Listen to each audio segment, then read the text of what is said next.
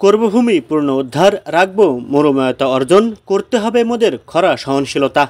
এই প্রতিপাদ্যকে সামনে রেখে মেহেরপুরের গাংনীতে বিশ্ব পরিবেশ দিবস 2024 উদযাপন উপলক্ষে র্যালি ও আলোচনা সভা অনুষ্ঠিত হয়েছে।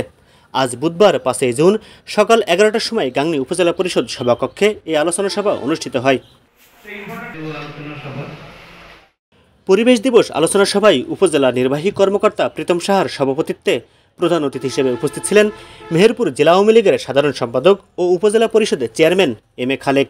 এ সময় প্রধান অতিথি পরিবেশের ভারসাম্য রক্ষার জন্য করণীয় বিষয়ে বিভিন্ন ধরনের দিক নির্দেশনামূলক বক্তব্য প্রদান করেন।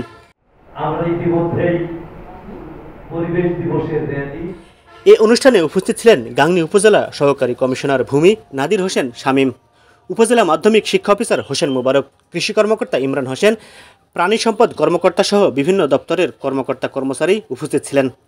এছাড়াও বিভিন্ন স্কুলের শিক্ষক শিক্ষিকা, ছাত্রছাত্রী, কৃষক এবং ইলেকট্রনিক্স ও প্রিন্ট মিডিয়ার সাংবাদিকবৃন্দ উপস্থিত ছিলেন।